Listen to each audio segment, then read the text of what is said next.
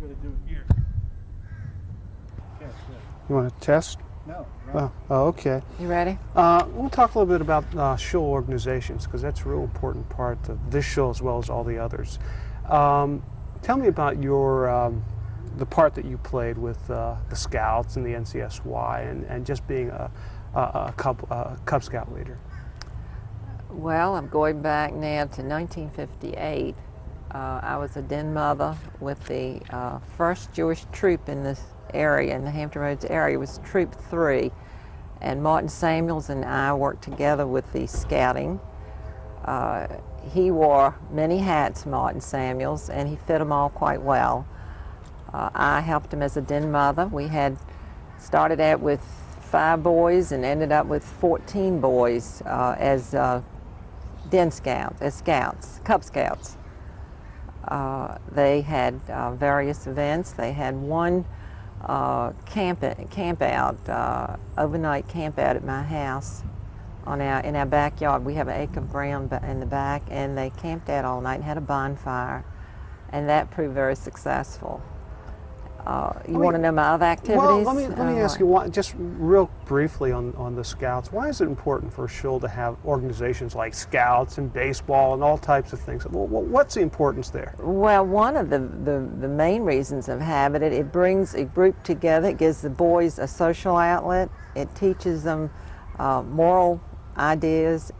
It's in the general field of scouting. So it's basically a good social outlet for the boys.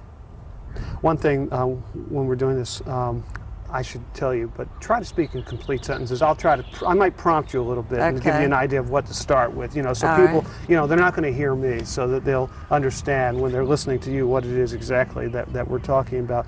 Morty once told me that he would go to shul on Shabbos and go home afterwards and have a meal with his wife and really feel really good, as if he had really done something all week to deserve to spend a day at shul and to have a meal with his wife and to really have a rest day. What's the importance of Shabbos to a Jew here? Shabbos is the best time of the week. It's the best day in the week for us. It's a time to forget everything as far as your daily activities, be with your family, feel spiritually involved with Hashem. Also relax and get to know your family, be able to sit at the table and sing Shabbos songs and eat a delicious Shabbos meal and just relax and get to know your family. Take time out that you don't have during the week. We're all so busy doing other things, but this particular day in the week gives you time to enjoy your family and become closer as a family. Spiritually, physically, emotionally. It's a great time of the week. We've got a train whistle, so we've got to do that all. Tell me a little bit about what Shabbos means. See, I know you go out of your way, truly, to celebrate Shabbos. It's more than a rest day. Begin with Shabbos is, and tell me what you told me just now. Start? Yeah. Okay. Shabbos is a special day in the week. It means a day that you can forget all your worries. Your mind is free from all the things that you do during the week. It's a day that you can relax, you can be with your family emotionally, spiritually, and pray to Hashem, be with your family, and feel that the togetherness. It's a time that you can actually get to know your family. You sing Shabbos songs, you relax, you pray. It's a wonderful time of the week where every Jew is obligated, really. Every Jew has this given to them, and it's just a wonderful day in the week. I know a lot of Orthodox women as well as a lot of non-Orthodox women, Jewish women. Okay. Oh, I'm sorry. Okay. And whatever these women think about Judaism, many seem, particularly non-Orthodox women, or non-Orthodox people, have a preconceived notion about, and Angie being my sister, I know, I've learned a lot about Orthodox women. Nevertheless, people seem to have an idea of what an Orthodox woman is supposed to do and her place. Can you tell me what an Orthodox woman is all about? Pause for a second. From my own view. We got another term. Orthodox women. A lot of people have preconceived notions. What, in your opinion, is an Orthodox woman?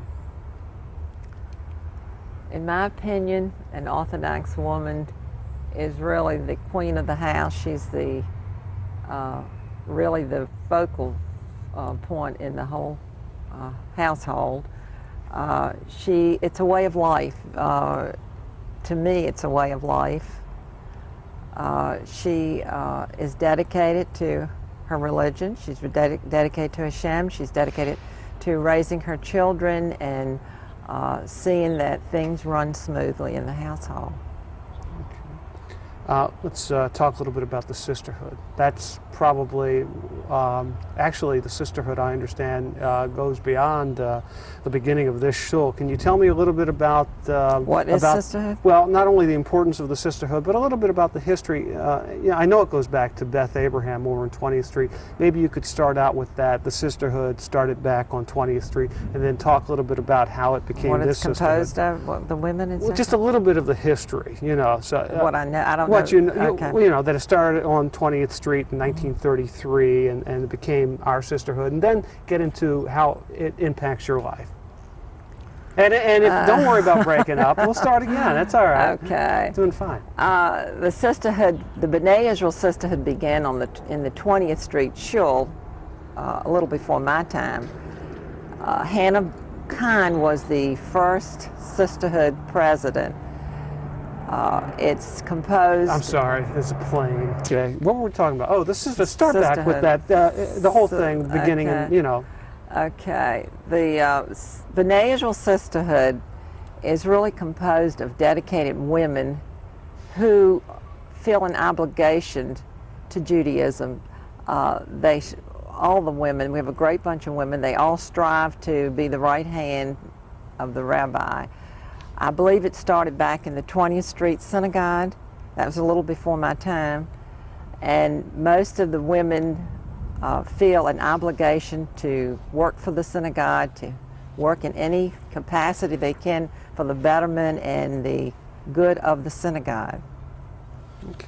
Let's talk a little bit about the synagogue itself. I want to talk about a few more things, but it's pretty obvious that this plays a large part in your life. Can you elaborate on that a little bit, Mrs. Mazel? I mean, where would you be? Everybody would have a synagogue. If this synagogue weren't here, there would be another one. But can you envision what it would be like if you didn't have B'nai Israel? If I didn't have B'nai Israel here, I wouldn't be in Norfolk. I truly feel that although we have synagogues, the conservative, and it's broken down conservative, reform, and Orthodox, Judaism is Judaism. To me, if it wasn't for this Orthodox synagogue, I wouldn't be living in the city of Norfolk, Virginia. My feeling is Orthodoxy is a Torah way of life. This is what Hashem has given to the Jewish people, and therefore I am firmly an Orthodox person as best to my ability. I can always do better, I can always learn more, but I would not dive in another synagogue, period. You know, synagogue, I think people say it's made up of, what, three components: a house of prayer, a house of worship, and a house of not recreation, but really a house of assembly. Tell me, how has B'nai Israel been to you as a house of assembly where you get together with other people? How has that been a part of your life? As a social outlet, you mean? Yes. Basically, I look forward to seeing the people each Shabbos, but socially, it has not been the better part of my life. Okay. Because I mingle with people from the various synagogues. Right. I basically come to the synagogue to pray to Hashem, and that's the vital part of my life. It's my way of life. Let's talk about Rabbi Bornstein. He's been here since 1949. Yeah. You want me to tell you about Rabbi Bornstein? Cut that part out. Rabbi Bornstein is more than a rabbi. He is a rabbi's rabbi. I can't help but mention Rabbi Pincus from Temple Emmanuel in Virginia Beach, who once said whenever he found any problems, anything that he was in doubt about, he'd always call on Rabbi Bornstein. Not only is he a friend, or he's a rabbi's rabbi, not only is he a friend, he is a very vital part of my family. We love Rabbi Bornstein. He is an exceptional man. I don't know what else you want me to say. I think you said it. That's fine. That's it. Yeah. Some of his qualities. Yeah, what are some of his qualities? One of Rabbi Bornstein's qualities to me, and it's played an important part, and something that I have always admired in his character, his humor, his disposition, he can make a person feel wonderful. You can feel down and out, but when you talk to Rabbi Bornstein, he can pick you up and you just feel like $1 million. He has that act of in his humor and his personality that he can make you feel better. You can feel very low and drawn out, and he can bring you up and with a smile and make you feel like a whole human being again. He's often said, "Gehen gesundheit," which means go in good health, and I say to him, "Gehen gesundheit,"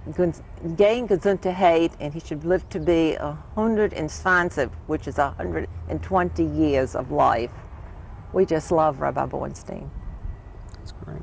I think we've covered basically everything that I wanted to ask you. Is there anything that you'd like to say, Mrs. Mazel, that about the shul, about Rabbi Bornstein, that I really haven't I haven't gotten to? And not really. I hope that this synagogue will go from strength to strength and will continue to grow and become more of a vital part of the community in Norfolk.